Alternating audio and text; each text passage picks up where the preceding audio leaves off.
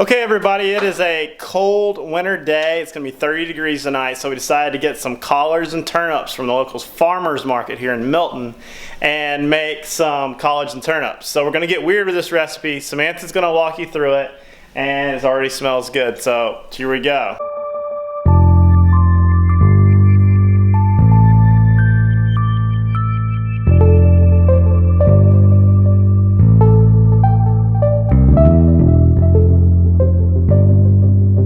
I've never shown you guys me making collards from scratch, so I thought that we could do that in this video. So in the pot I have olive oil going. I'm gonna put in there a jalapeno from our garden, split in half, and then 1 onion.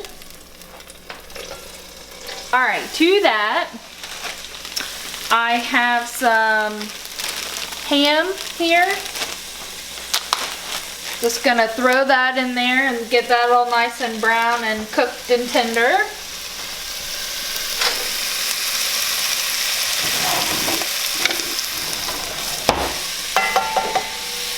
And I'm gonna add some red pepper flakes. So the jalapeno will give it heat, but also the red pepper flakes gives it a lot of heat. So.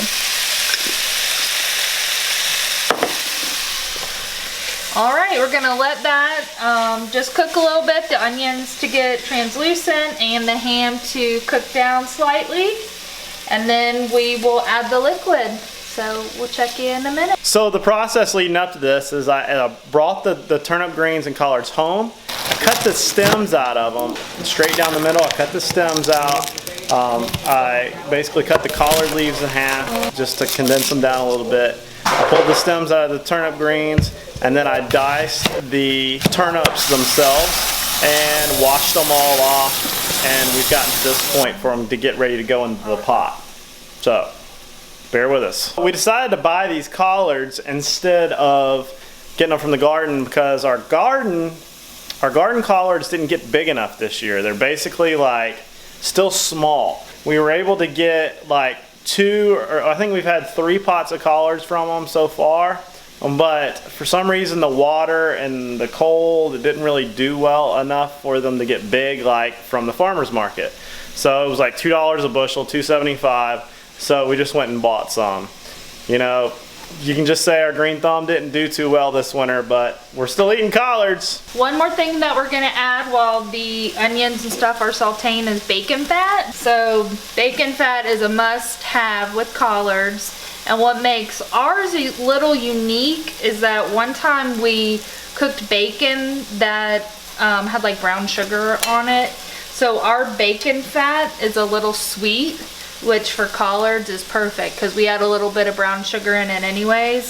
So it kind of gives them a unique flavor to us cooking them. The last thing I add to the pot before we pour the stock in and the collards is a little bit of garlic. So I do this right beforehand, cook it just for a minute, and then it'll be ready and it won't burn. 2 containers of stock.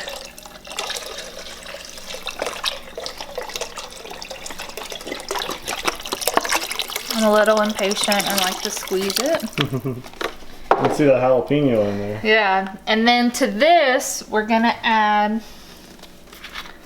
a dash of apple cider vinegar. Takes the bitterness away from the collards. You don't want to add too much. And then we're gonna add a little bit of brown sugar. Let me get out of the pantry. Okay. What if you could dump that squirrel in there? No. I mean, can you? Probably so, but not tonight.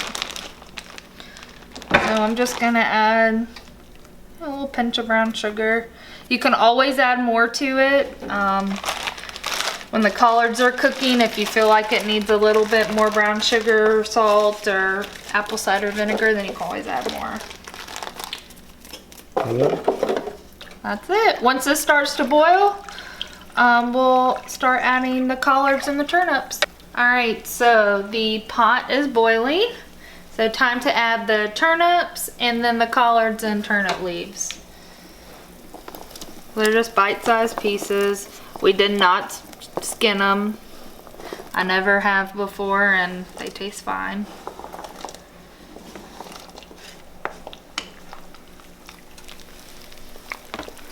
So those are just gonna soften up as the collards soften.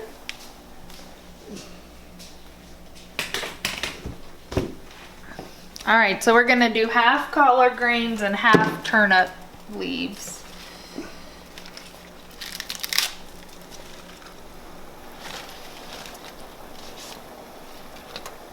This is not going in there. I wonder who cleaned them.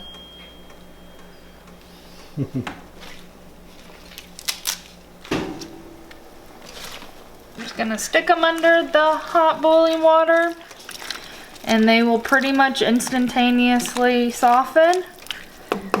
And then we're gonna add more, and we're just gonna do it until the pot is full. Okay, so along with the collards, we are baking a ham, and it's pretty much done. It's just in the oven, staying warm until the collards are done, and then we'll pull it out. And Jack's mom taught me a trick when you eat ham. She said if a ham is too salty, then there's a dipping sauce that you can use to kind of cut that salt in the ham. And all it is sour cream and horseradish. So personally, I'm not a huge horseradish fan, but I put just enough in it to cut the salt of the ham and not have like a mouthful of horseradish. So you can adjust the amount of horseradish to sour cream ratio that you want, but it's gonna be delicious.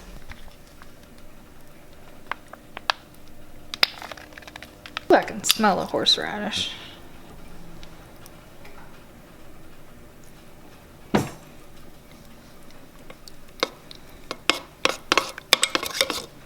Okay, so what I'm gonna do is I'm gonna taste it and just adjust the horseradish until I get it something that I like.